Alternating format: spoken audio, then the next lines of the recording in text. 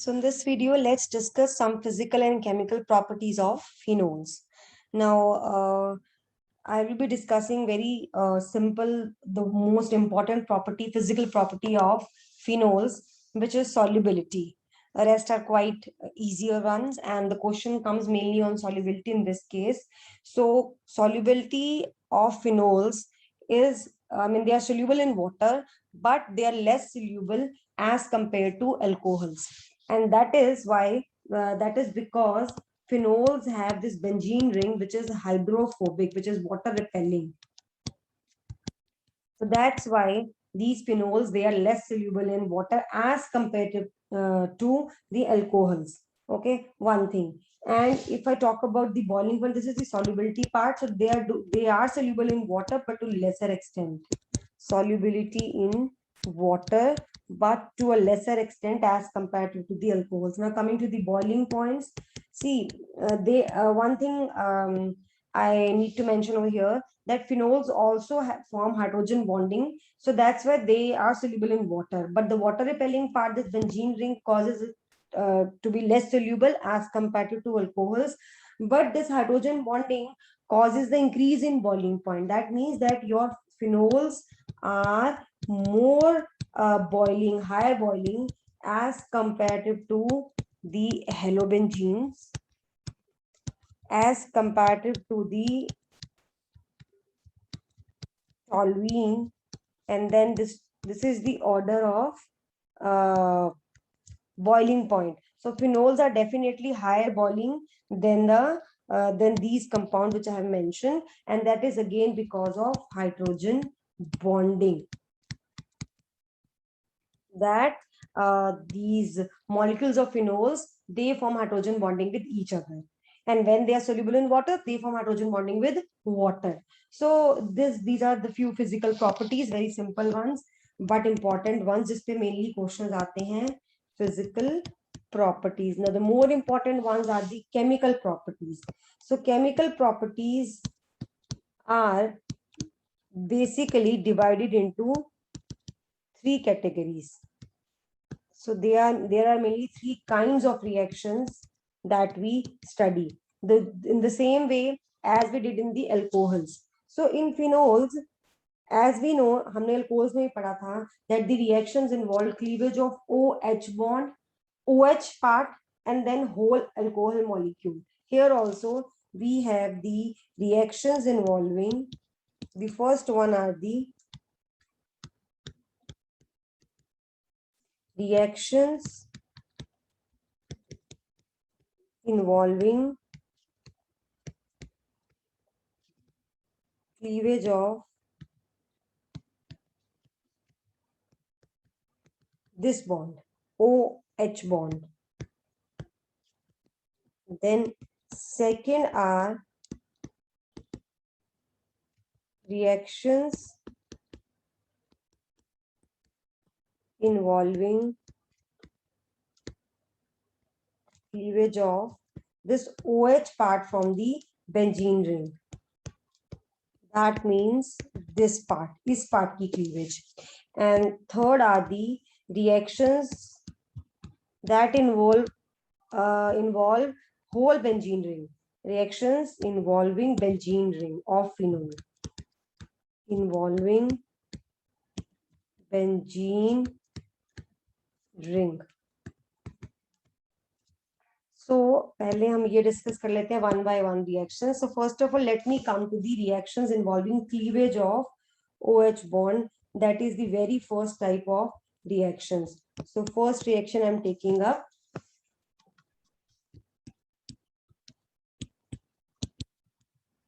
Reactions involving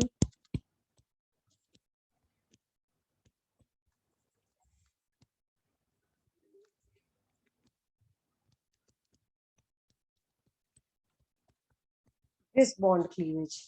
Okay, now अगर ध्यान से देखिए, जब इस पे हम ये bond cleave कर रहे हैं, so we are removing hydrogen from here. That means we are saying that phenols are acidic because removal of hydrogen makes them acidic. Removal of hydrogen makes phenol phenols acidic. So phenols are acidic, but definitely यहाँ पे अगर हम acidic strength की बात करें, तो अगर हम कंपेयर करने जाएं यहाँ पे एसिडिक स्ट्रेंथ की, तो हमें ये हम केमिकल प्रॉपर्टीज जब पढ़ते हैं फिनोल्स की, तो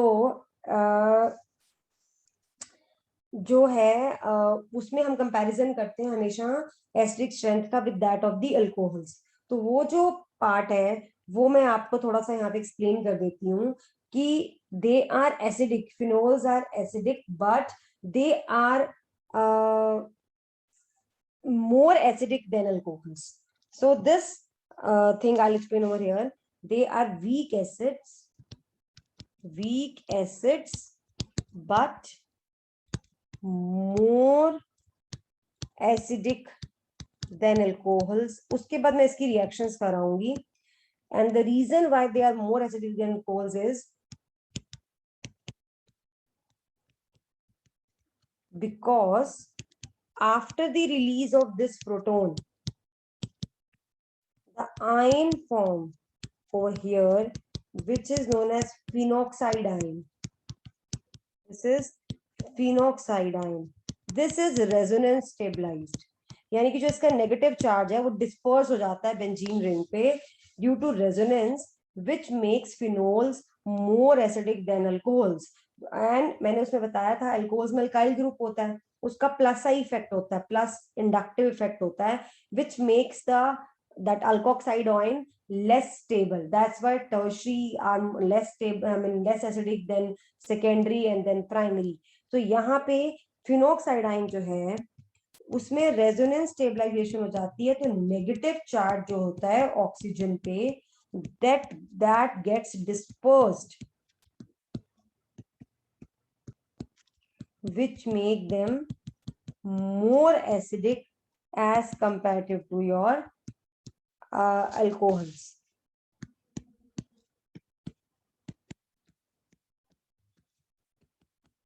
So ये रीजन है. देखिए जो आपका नेगेटिव चार्ज है इस पे फिनोक्साइड आयन पे वो डिस्पर्स हो रहा है.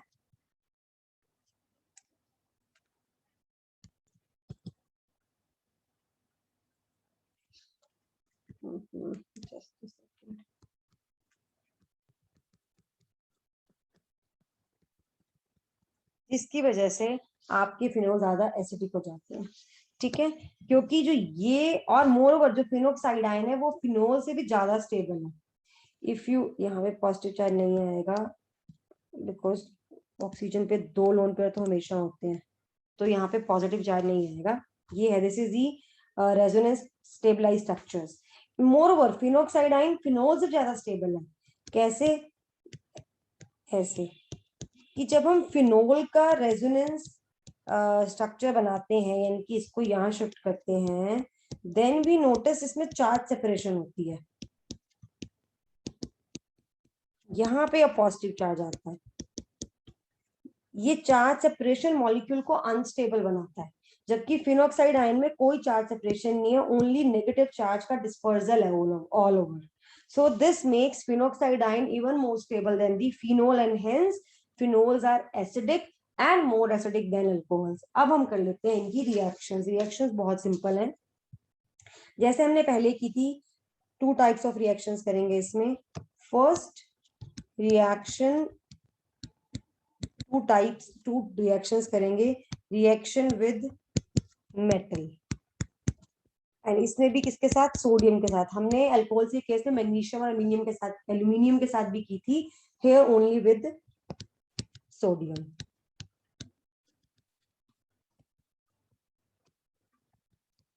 क्या बनेगा? Sodium phenoxide.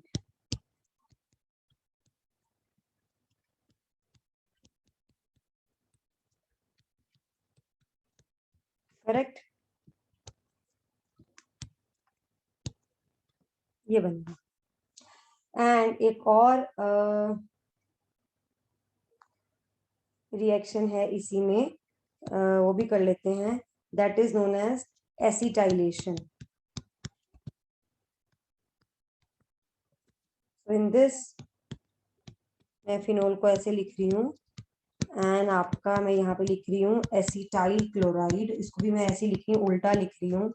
एंड ये रिएक्शन होगी पाइरीडीन प्रेजेंस में, ये Cl निकलेगा, H निकलेगा। This is OCO CH3, acetophenone बन गया।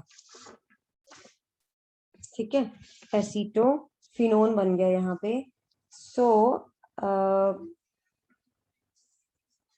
इसकी हम और रिएक्शंस है वो भी करेंगे अभी हम। तो ये तो थी एसिटाइल क्लोराइड के साथ। अभी हम करते हैं इसको एसिड एनहाइड्राइड के साथ, सेम रिएक्शन। ठीक है, तो ये आ गया आपका OH, एंड यहाँ पे हम ले रहे हैं एसिटिक एसिड की एनहाइड्राइड, इसीलिए इसको एसिटाइलेशन बोल रहे हैं। ये मैंने पहले भी बताया था कि वैसे तो ये एसाइल ग्रुप हम लगा रहे हैं, लेकिन जब एसिटिक एसिड की क्लोराइड या एनहाइड्राइड ली जाती है, then reaction is known as acetylation.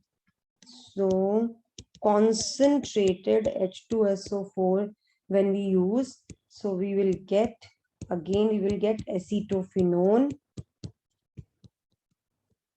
along with यहाँ पे we will get acetic acid. Same reaction can be carried out in the form of benzylation. Acetylation की जगह benzoyl group लगाना हो तो we will call it benzylation.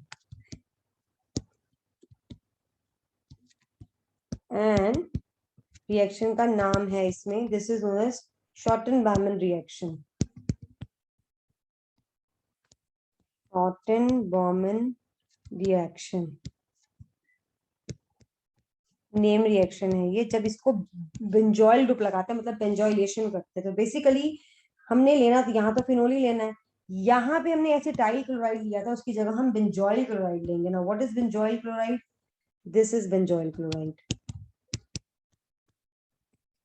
COCl।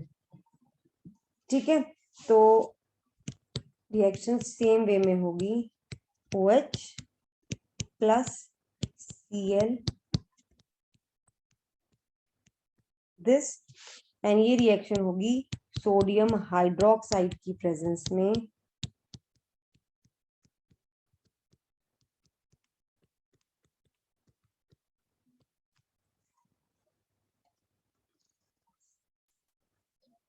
So this reaction is known as Schotten-Bamman reaction, और इसको हम बोलेंगे ये है हमारी बेंजॉइलेशन।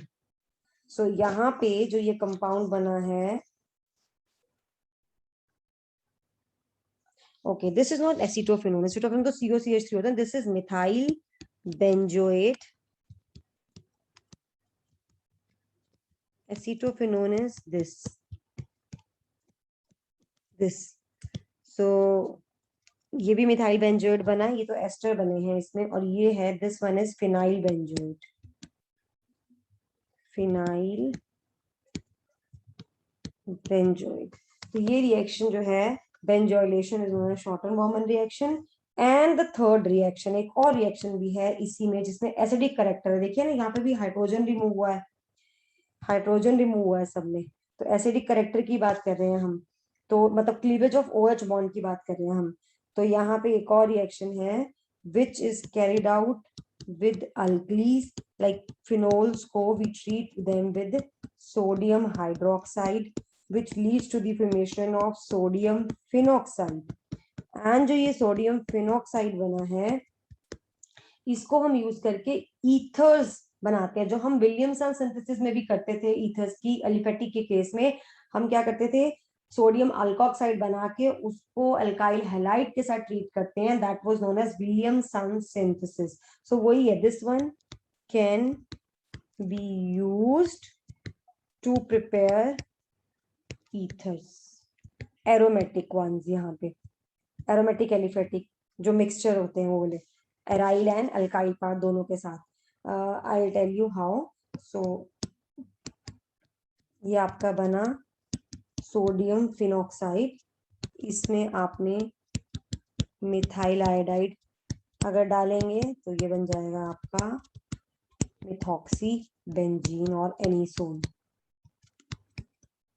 Methoxy benzene plus NaI।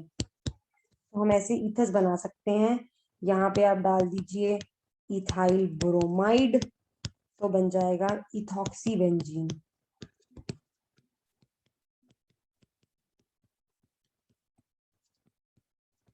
Right, सो ये हो गई हमारी reactions with active, sorry, reaction involving cleavage of OH bond. अब हम करेंगे reactions involving cleavage of the second type of reactions करते हैं। ठीक है, ये हो गई। Now we will do these reactions.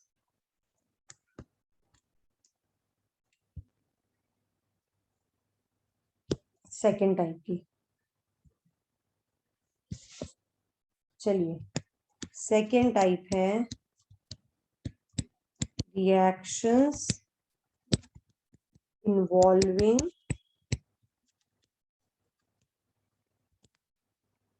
Cleavage of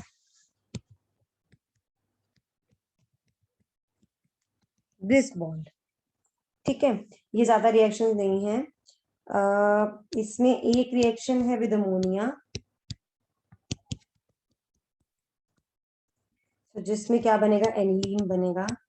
so phenol को हम ट्रीट करते हैं अमोनिया के साथ in the presence of anhydrous zinc chloride at a temperature of 573 Kelvin, we get aniline.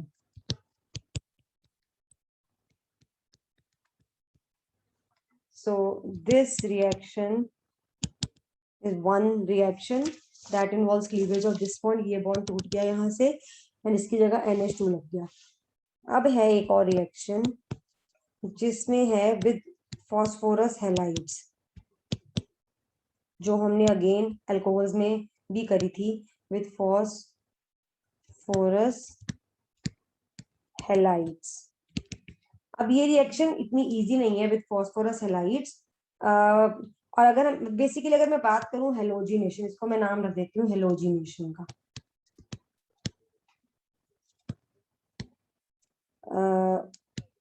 और we can say removal of OH to form haloarenes. तो इसमें हम जैसे HX से हेलोजन एसिड से करते थे रिएक्शन अल्कोहल्स में, यहाँ पे ये पॉसिबल नहीं है। So phenols do not react with, important चीज है that phenols do not react with halogen acid. The thing is phenols में रेजोनेंस की वजह से डबल बॉन्ड करेक्टर आ जाता है यहाँ पे, इस जगह पे, यहाँ पे इस बॉन्ड की क्लीवेज डिफिकल्ट होती है एज कंपेयर टू अल्कोहल, ज्यादा रिएक्शन इसीलिए नहीं है यहाँ पे। सो इसीलिए हेलोजन एसिड से तो ये रिएक्ट करते नहीं है। ठीक है, और फॉस्फोरस ट्राइक्लोराइड के साथ बात करें तो फॉस्फोरस एस्टर्स बोलते हैं, डिफरेंट टाइप ऑफ कंपाउंड्स है, वो बन जाते हैं, तो वो रिएक्शन तो हम करेंगे नहीं। So only reaction over here is with PCl5, with PCl5 only, इसी के साथ रिएक्शन है फिनोल्स इनफैक्ट जो क्लोरोबेंजीन बनता है उसकी यील्ड भी पुअर होती है। तो यहाँ पे जो बनती है ये हमारा कंपाउंड क्लोरोबेंजीन, इसकी पुअर यील्ड होती है। तो ये रिएक्शन कहने का मतलब ये है कि इतनी इजीली OH ग्रुप को रिमूव करना टू गेट क्लोरोबेंजीन या any haloarene is not that easy. Last reaction है but very important, basically reduction है, जिसमें हम क्या करेंगे, OH को रिमूव कर देंगे और वहां पे हाइड्रोजन लग जाएगी। तो ये इंपॉर्टेंट रिएक्शन, ये कन्वर्जन में आती है। जिंक डस्ट से ट्रीट करो एंड इसको हीट करो, इस मिक्सचर को, यू विल गेट बेंजीन। ये इंपॉर्टेंट रिएक्शन है which is used in conversion. So phenol को अगर बेंजीन में कन्वर्ट करना हो तो जिंक डस्ट से ट्रीट करो and it converts itself into benzene. So this was the These were the three reactions that involved cleavage of benzene का carbon and OH जो बीच में bond है उसकी cleavage. Now third type of reactions are the reaction involving this benzene ring as a whole. इसमें अब ऐसा है बहुत सारी रिएक्शंस आएंगी.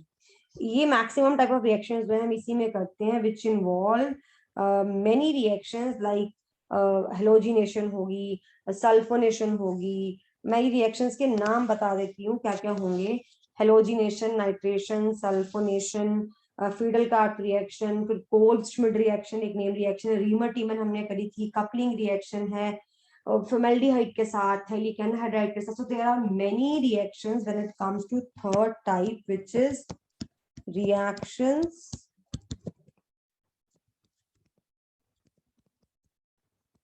involving benzene ring as a benzene ring, not as a whole, benzene ring. अब इसमें हम करेंगे बहुत सारी रिएक्शंस जो कि हमारी होंगी हेलोजिनेशन,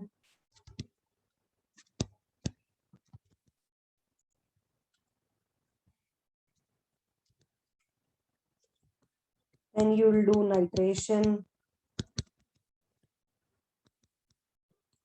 सल्फोनेशन, यानी कि आपका फिनोल पार्ट वैसे का वैसा रहेगा लेकिन ये सारे ग्रुप्स लग जाएंगे.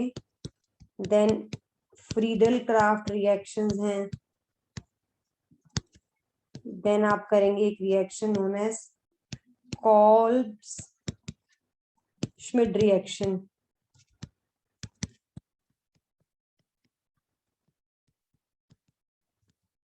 Then you will do Reimer Tiemann जो ऑलरेडी कर चुके हैं, क्लोरोफॉर्म किया था जब उसमें करी थी क्लोरोफॉर्म के साथ, NaOH के साथ ये रिएक्शन है, Reimer Tiemann reaction. Then you will do reaction with phthalic anhydride. अब मैं एक बात और बता दूं कि जो इस साल का रिड्यूस सिलेबस है सेमेस्टर 1 के लिए, इसमें रीमर-टीमन रिएक्शन तक ही है फॉर ISC बोर्ड, सिर्फ यहाँ तक है. इसके बाद की रिएक्शन ISC बोर्ड में अभी के रिड्यूस सिलेबस में नहीं है. सो विद फॉर्मेल्डिहाइड, ठीक है. फिर एक आप करेंगे कपलिंग रिएक्शन.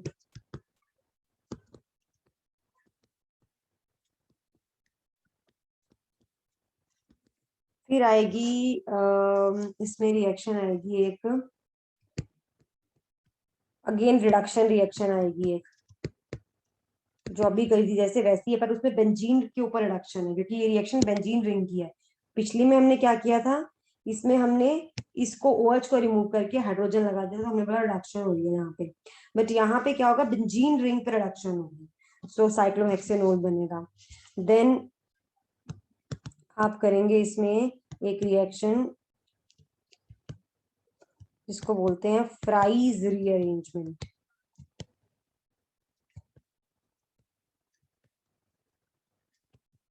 तो ये सब रिएक्शंस हम करेंगे इन्वॉल्विंग बेंजीन रिंग.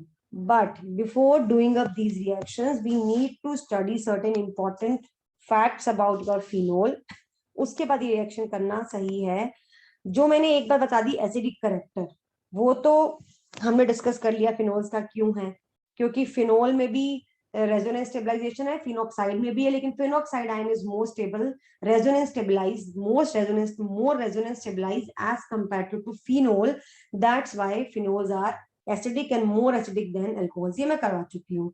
अब जो इसमें इंपॉर्टेंट पार्ट हमें करना है नेक्स्ट, वो हमें करना है regarding the effect of substituents on acidic character of phenol, which is very important. Plus एक बात और समझनी है कि जो हमारा फिनोल है यानी कि जो ऊपर हाइड्रोक्सिल ग्रुप है, that is ortho para directing. मैं ये दो चीजें करा देती हूँ. So important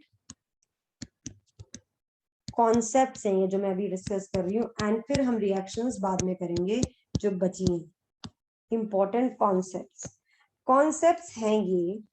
first, OH group is ortho para directing, यानी कि जो अब हम रिएक्शंस करेंगे बेंजीन रिंग की, उस पर जो भी ग्रुप लगेगा, अगर हम हेलोजिनेशन करते हैं तो हेलोजन्स लगेंगे, नाइट्रेशन करते हैं तो नाइट्रो ग्रुप लगेगा, सल्फोनेशन करते हैं तो सल्फोनिक एसिड लगेगा, ये ऑर्थो एंड पैरा पे लगेंगे, because OH group is ortho para directing. वो कैसे? वो ऐसे है, हम देख सकते हैं रेजोनेंस स्ट्रक्चर से that your ortho sorry your hydroxyl group is ortho para directing। ये आपके जो नेगेटिव चार्ज है ये कहाँ पे आया है? ये आया है ऑन दी ऑर्थो पोजीशन। और आगे जब हम स्ट्रक्चर करेंगे तो हम देखेंगे ये इसके अलावा पैरा पे आता है, मेटा पे नहीं आता है। इसी से बनते हैं ये, डायरेक्ट पता चलता है कि पर्टिकुलर ग्रुप जो है वो कौन सा, यानी कि ऑर्थो पैरा है या मेटा डायरेक्टिंग है। तो ये देखिए, ये ऑर्थो पे आया, ये पैरा पे आया नेगेटिव चार्ज। तो जो आपका इलेक्ट्रोफाइल आएगा, बिकॉज इसमें रिएक्शंस होंगी इलेक्ट्रोफिलिक सब्स्टिट्यूशन रिएक्शंस, तो जो आपका इनकमिंग इलेक्ट्रोफाइल आएगा वो ऑर्थो पे आएगा, बिकॉज इलेक्ट्रॉन उसको दिख रहा है ना, यहाँ पे नेगेटिव चार्ज दिख रहा है। तो इलेक्ट्रॉन लविंग स्पीशीज जब आएगा अटैक करने, वो आएगा ऑर्थो पे और पैरा पे, बिकॉज उसको ऑर्थो एंड पैरा पे इलेक्ट्रॉन डेंसिटी ज्यादा दिख रही है। डीलोकलाइज तो है electron cloud all over the benzene ring, but amount of negative charge is more on ortho and para. And अब अगेन एक और बना देती हूँ स्ट्रक्चर, तब भी आप देखेंगे कि मेटा पे ये जो इलेक्ट्रॉन है, पेयर है, इलेक्ट्रॉन पेयर है, ये नहीं आया किसी भी रेजोनेंस स्ट्रक्चर में। It is not present, I mean negative charge is not on the Meta group, इसीलिए ये ऑर्थो पैरा डायरेक्टिंग है। ठीक है। और प्लस एक और चीज होती है कि जो ऑक्सीजन होता है इलेक्ट्रॉन नेगेटिव होता है, तो वो क्या करता है, नेगेटिव चार्ज को अपनी तरफ खींच के रखता है, मतलब इंजीनियरिंग के, मतलब ये क्या कर देता है कि ये बेसिकली इसका माइनस आई इफेक्ट भी होता है। जो OH ग्रुप है इसका माइनस आई इफेक्ट भी होता है, माइनस आई इफेक्ट होता है, ये पता, ये भी पता होना चाहिए।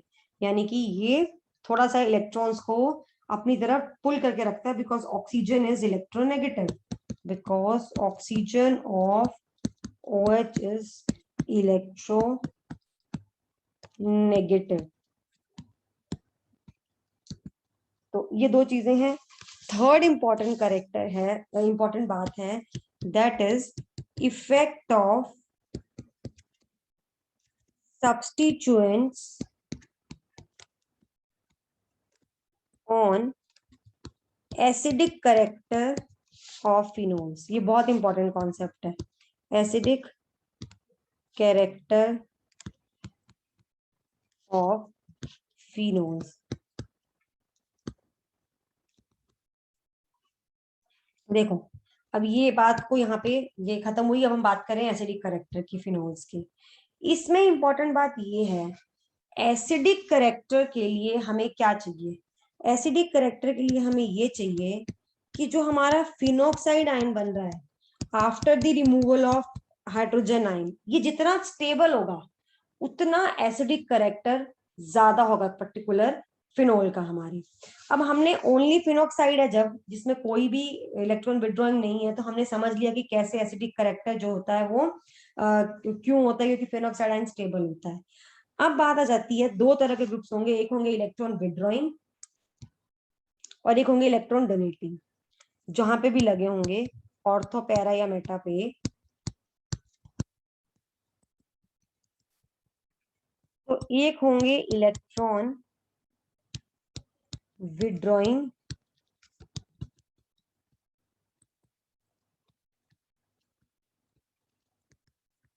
और दूसरे होंगे इलेक्ट्रॉन डोनेटिंग। तो मैं एरो उस तरफ पॉइंट कर रही हूँ, इलेक्ट्रॉन डोनेटिंग।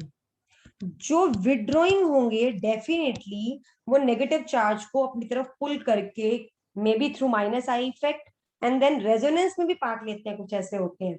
तो अपने plus R effect minus are effect की वजह से जो है, रेजोनेंस इफेक्ट की वजह से, प्लस इंडक्टिव इफेक्ट यानी कि पुल ड्यू टू बीइंग इलेक्ट्रोनेगेटिव, वो दोनों की वजह से हमारे जो फिनॉक्साइड है ना उसको स्टेबल बनाते हैं। तो अब डिपेंड करता है एक पर्टिकुलर जो ग्रुप लगाया है आपने, उसमें माइनस आई इफेक्ट भी है और क्या वो रेजोनेंस में भी पार्ट ले सकता है। तो अगर वो रेजोनेंस से भी स्टेबलाइज कर रहा है, माइनस आई इफेक्ट भी दे रहा है, जो जनरली इलेक्ट्रॉन विड्रॉइंग ग्रुप्स का होता है, ठीक है, दोनों, तो ऐसे ग्रुप्स क्या करते हैं, फिनॉक्साइड आयन को स्टेबल करते हैं और एसिडिक करेक्टर को बढ़ाते हैं। अब ऐसा भी होगा कि आपका कोई ग्रुप होगा इलेक्ट्रॉन डोनेटिंग, जिसका डोनेशन जो है टूवर्ड्स रेजोनेंस के थ्रू भी होगा और उसका प्लस आई इफेक्ट होगा, तो वो क्या करेगा, वो करेगा इसको डीस्टेबलाइज। ठीक है, सो बेसिकली मैं अगर सिंपल कर दूं, इलेक्ट्रॉन विड्रॉइंग ग्रुप जो होते हैं ये इंक्रीज करते हैं एसिडिक स्ट्रेंथ को, और इलेक्ट्रॉन डोनेटिंग डिक्रीज करते हैं एसिडिक स्ट्रेंथ को, क्योंकि इलेक्ट्रॉन विड्रॉइंग जो है वो पुल करेंगे इलेक्ट्रॉन्स को अपनी तरफ। वो किस किस वजह से करेंगे वो मैं बताती हूँ फिर से। इसीलिए वो इलेक्ट्रॉन यानी कि नेगेटिव चार्ज को इसको इसको डिस्पर्स कर देंगे, इसको थोड़ा कम कर देंगे, तो किसी भी आयन पे अगर नेगेटिव चार्ज कम हो जाए तो it becomes more stable. Correct. तो electron withdrawing group that's why stabilize करते हैं जब, because they stabilize phenoxide ion to make phenols more acidic, while electron donating groups they destabilize phenoxide ion but different effects, again I'll discuss them them later on, and hence make phenols less acidic। जैसे मैं बात करती हूँ electron withdrawing में nitro, halogens and cyanide group, और मैं बात करती हूँ इलेक्ट्रॉन डोनेटिंग में एमीन्स की, NH2 की, आई मीन एल्कोक्साइड जैसे मिथॉक्सी है, या सिंपल अल्काइल ग्रुप की। अब ग्रुप पे डिपेंड करेगा कि वो किस तरह से विड्रॉइंग इफेक्ट शो कर रहा है अपना, ये किस तरह से डोनेटिंग इफेक्ट शो कर रहा है अपना। ठीक है, अब आ जाते हैं हम सबसे पहले अपने इस पे इलेक्ट्रॉन विड्रॉइंग ग्रुप्स पे। ठीक है, अब देखिए, let me move to next page, electron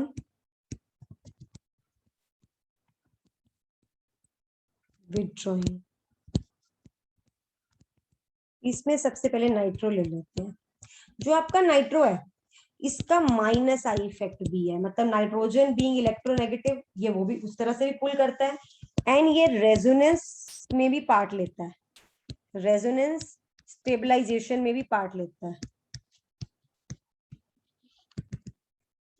तो ये दोनों रोल प्ले करते हैं, इसीलिए जो आपका ऑर्थोनाइट्रोफिनोल्स होते हैं they are more acidic as comparative to phenols, क्योंकि ये क्या करते हैं, स्टेबलाइज करते हैं बेंजीन रिंग को, and this resonance stabilization effect is more at which effect, resonance वाला। इंडक्टिव इफेक्ट तो डिस्टेंस से बढ़ता है, resonance stabilization effect is more at ortho and para। मैं आपको दिखा देती हूँ बना के स्ट्रक्चर।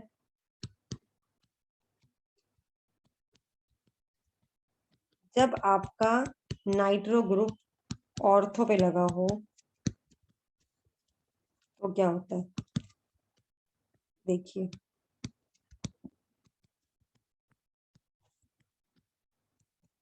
तो वो ग्रुप रेजोनेंस स्टेबलाइजेशन में भी पार्ट ले रहा, नॉट पॉजिटिव चार्ज, पार्ट ले रहा है। ओ यस, यहाँ पे आएगा बिकॉज यहाँ पे इसका ठीक है, ये हो गया हमारा N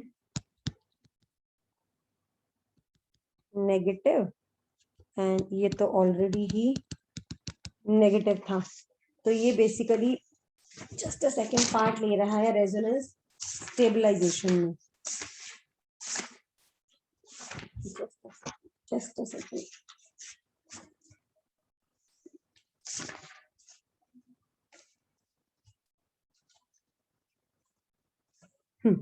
ठीक है, ये पार्ट ले रहा है रेजोनेंस स्टेबलाइजेशन में, ये ले रहा है ऑर्थो पे ले रहा है, सिमिलरली पैरा पे भी लेगा ये, अगर हम पैरा का स्ट्रक्चर ड्रॉ करें तो लेगा, लेकिन मेटा पे नहीं लेगा ये।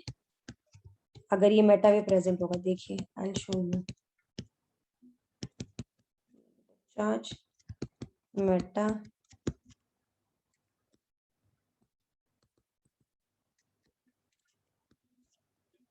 ठीक है, ये देखिए मेटा पे होने पे नाइट्रो ग्रुप रेजोनेंस में पार्टिसिपेट नहीं कर रहा,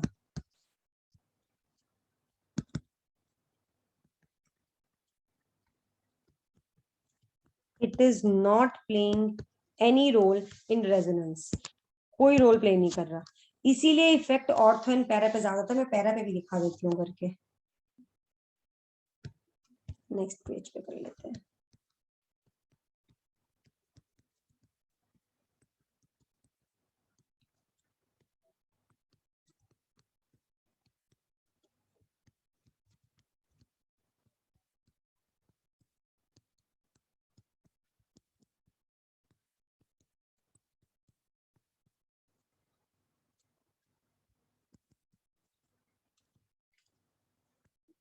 ये यहाँ पे आया, ये यहाँ पे आया, ये यहाँ पे आया, देखिए नाइट्रो प्ले कर रहा है रेजोनेंस स्टेबलाइजेशन में, इफेक्ट प्ले, रोल प्ले कर रहा है।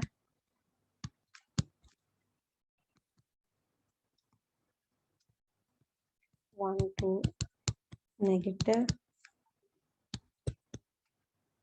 देखिए, so this I was trying to say कि इफेक्ट जो होता है माइनस आई मीन रेजोनेंस की वजह से, रेजोनेंस में पार्टिसिपेशन जो होता है जब nitro group ortho and para पे प्रेजेंट होता है तो वो इफेक्ट ज्यादा होता है, इसीलिए मतलब वो प्ले करता है, यानी कि वो रेजोनेंस में हेल्प करता है, रेजोनेंस में पार्ट लेता है, इसीलिए ऑर्थो एंड पैरा के केस में जो रेजोनेंस स्टेबलाइजेशन जाती है, तो जो नाइट्रो ग्रुप्स होते हैं आपके जब ऑर्थो एंड पैरा पे हो तो they make it more acidic than at meta, meta पे ओनली माइनस आई इफेक्ट होगा, मतलब जो इसका अपना सिर्फ विड्रॉइंग इफेक्ट है नाइट्रो ग्रुप का, नाइट्रोजन की इलेक्ट्रोनेगेटिविटी की वजह से, this is known as minus I effect, लेकिन ऑर्थो एंड पैरा पे माइनस आई तो है ही, at the same time resonance stabilization भी हो रही है आपके, because nitro group is participating in resonance, so that's why the reason, यहाँ पे अगर हम लिखें तो हमारी जो एसिडिक स्ट्रेंथ की बात करें, एसिडिक स्ट्रेंथ के ऑर्डर की बात करें तो इसमें हमारा ऑर्थो सबसे पहले आएगा para isomer, para nitro phenol, फिर ऑर्थो, फिर मेटा, फिर ओनली फिनोल। तो ये आपको क्लियर होना चाहिए, क्यों? Because of minus I and minus are effect भी बोल सकते हैं, मतलब रेजोनेंस की वजह से अपनी तरफ इलेक्ट्रॉन्स को खींच रहा है, इधर ले रहा है इलेक्ट्रॉन्स को, so this is known as, this is why the order of acidic strength is so, और हाँ अगर आप नाइट्रो ग्रुप बढ़ा दें, अब अगर आप 2 4 पोजीशन पे यानी कि ऑर्थो पे भी लगा दें, मेटा पे भी लगा दें, फिर ऑर्थो मेटा पैरा तीनों पे लगा दें तो फिर और बढ़ जाएगा, मतलब 2 4 6 tri nitro phenol will be more acidic than 2 4 यानी कि ऑर्थो एंड पैरा अगर आपके नाइट्रो हो di nitro phenol which is more acid than para then ortho then meta isomer then phenol, तो ये ऑर्डर हो जाएगा एसिडिक स्ट्रेंथ का फॉर योर नाइट्रो ग्रुप्स। इसी तरह से हम जो है बात करते हैं अपने आगे जो हमारे ग्रुप्स हैं, यानी कि हेलोजन्स हैं, देन इलेक्ट्रॉन विड्रॉइंग में मैंने और भी नाम लिखे थे, साइनो है, ये लिखे हैं, साइनाइड ग्रुप हैं, इनकी बात करें तो भी हम इंडक्टिव डिफरेंट इफेक्ट से एक्सप्लेन कर सकते हैं एसिडिक स्ट्रेंथ का ऑर्डर। एक और चीज बता देती हूँ, यहाँ पे मैंने ऑर्थो को पैरा के पीछे इसलिए लिखा क्योंकि ऑर्थो में थोड़ी सी इंट्रामोलिकुलर हाइड्रोजन बॉन्डिंग हो जाती है, दिस की वजह से थोड़ा सा ये लेस एसिडिक हो जाता है। मैं शो कर देती हूँ, ये है ना हमारे, ये हमारा OH है, ये हमारा नाइट्रो है, तो इनमें इंट्रामोलिकुलर हाइड्रोजन बॉन्डिंग हो जाती है, which make it little less acidic as comparative to your पैराफिनोल, पैरानाइट्रोफिनोल। तो ये हमारे हो गए आपके ये वाले नाइट्रो वाला। अब मैं एक केस ले लेती हूँ क्लोरो यानी कि हेलोजेंस का, क्लोरो डेरिवेटिव्स जो हो गए आपके, तो ऑर्थो एंड पैरा पे हो तो ठीक है। इस केस में अगर आप ध्यान से देखेंगे क्लोरो वाले केस में, तो हेलोजन क्या क्या रोल प्ले कर रहा है, यहाँ पे लगा है या आपके पैरा पे लगा है या आपके मेटा पे लगा है। तो इस केस में ये क्या क्या रोल प्ले करता है, अगर हम देखें हेलोजेंस इलेक्ट्रॉन विड्रॉइंग जरूर होते हैं, बट इनका प्लस आर इफेक्ट होता है। प्लस आर इफेक्ट का मतलब they are to, when they participate in resonance, they what do they do, they mainly give electrons, ये electrons देते हैं। ये देखिए इसको बोलते हैं प्लस आर इफेक्ट, इनका प्लस आर इफेक्ट होता है, और माइनस आई यानी कि इंडक्टिव इफेक्ट होता है because of electronegativity.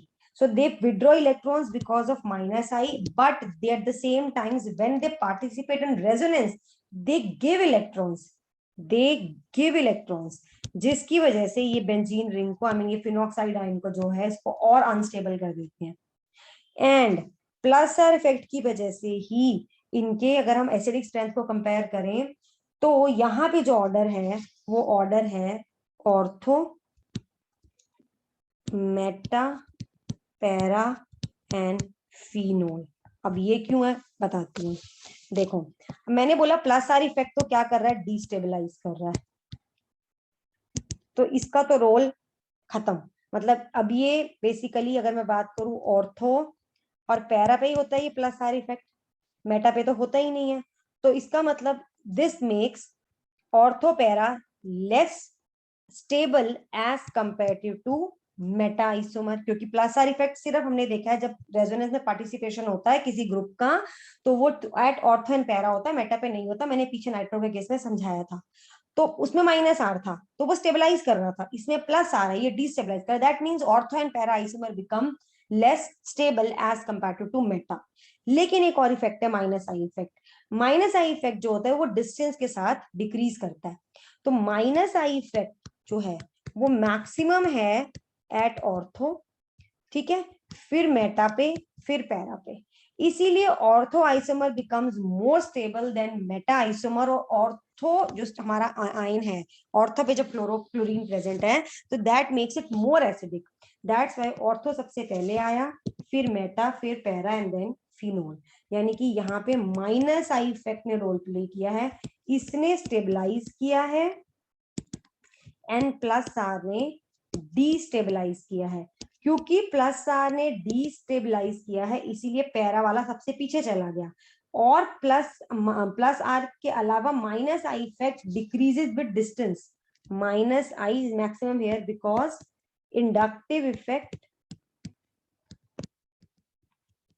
decreases with distance, decreases with distance, which is therefore it is maximum at ortho, then meta and then para. That's why इस case में Meta isomer more acidic है than para, and then phenol तो कम ही होगा as compared to their chloroderivatives. तो ये हो गए हमारे हेलोजेंस। अब हम बात कर लेते हैं, आपने कोई दो इलेक्ट्रॉन डोनेटिंग ग्रुप्स की बात कर लेते हैं। तो इलेक्ट्रॉन डोनेटिंग,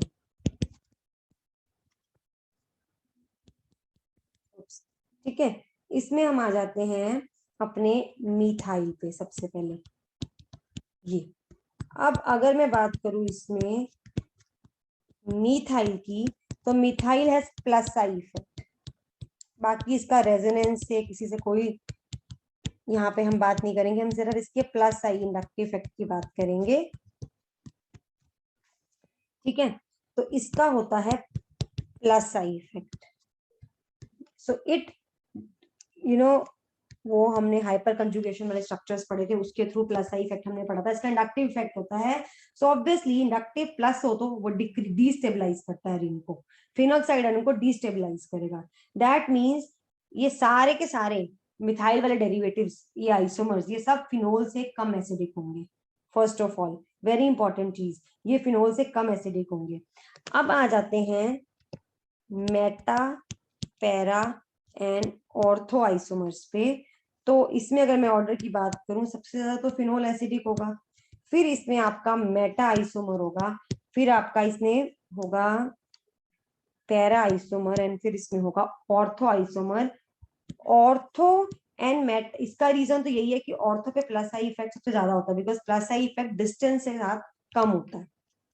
लेकिन अगर हम बात करें यहाँ पे, तो इसमें हमारा मेटा आइसोमर सबसे ज्यादा एसिडिक होता है, देन पैरा होता है, देन ऑर्थो होता है, और सबसे पहले मेटा आता है इस केस में। तो ये इंपॉर्टेंट है, ये नोट कर लीजिए, this is because of plus I effect. And एक और मैं लास्ट डिस्कस कर रही हूँ इसमें, विच इज मिथॉक्सी। अब मिथॉक्सी के दो इफेक्ट होते हैं, एक होता है माइनस आर, एक तो ये पुल करता है due to electronegativity of oxygen, and दूसरा ये देता है प्लस आर, यानी कि basically what does it do, it through resonance donates electrons which makes a ring even more unstable। क्योंकि अगर प्लस माइनस आर होता, मतलब पुल करता रेजोनेंस के थ्रू, तो डेफिनेटली इसको स्टेबल करता। ये इलेक्ट्रॉन डोनेटिंग की तभी है क्योंकि इसका माइनस आर इफेक्ट बहुत स्ट्रॉन्ग है, अदरवाइज ऑक्सीजन जो है वो इलेक्ट्रॉन विड्रॉइंग है, तो माइनस आई इफेक्ट है। लेकिन बिकॉज मिथॉक्सी का जो है, आई शो यू, ये फिनॉक्साइड आयन है और ये आपका मिथॉक्सी है। अब ये देखिए, ये क्या कर रहा है, प्लस आर इफेक्ट दे रहा है, जिससे ये क्या कर रहा है, रिंग को डिस्टेबलाइज कर रहा है, which makes it less acidic.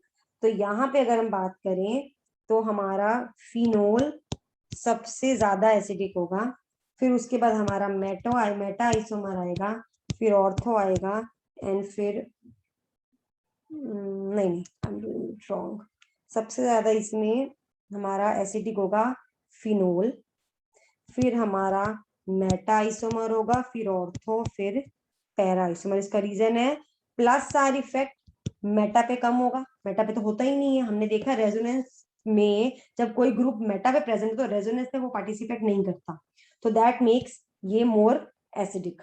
ठीक है, then ortho and para. And अगर हम माइनस आई की बात करें तो minus I is more at ortho as comparative to para, क्योंकि ऑर्थो एंड पैरा में तो प्लस आर आ रहा है, रेजोनेंस की वजह से डिस्टेबलाइजेशन आ रही है, लेकिन at the same time minus I भी आ रहा है। तो बेसिकली जो प्लस आर इफेक्ट है वो ओवर पावरिंग है, मेटा में प्लस आर है नहीं, मेटा में प्लस आर है ही नहीं, इसीलिए मेटा पहले आ गया ऑर्थो एंड पैरा से। ऑर्थो एंड पैरा में प्लस आर है, at the same time minus I भी है, माइनस आई डिस्टेंस के साथ डिक्रीज करता है, तो माइनस आई ऑर्थो पे ज्यादा है, पैरा पे मोर है। और माइनस आई क्या कर रहा है, माइनस आई इज स्टेबलाइजिंग। तो यहाँ पे दोनों इफेक्ट हैं, एक बढ़ाता है एक घटाता है, लेकिन प्लस आर क्योंकि ओवर पावर करता है इसीलिए Meta becomes more acidic then your ortho and para. And ortho and para में से ortho is more acidic because of minus I effect, and para is less acidic because distance के साथ minus I effect decrease करता है। So this is about your this thing, some important concepts regarding phenols which are very very important, इस पे बहुत सारे questions बनते हैं। And now in the next video, because the video is getting long, in the next video I will be taking up chemical reactions जो third type की रह गई हैं benzene ring में involve करके, और phenols, that reactions I will take up in the next video.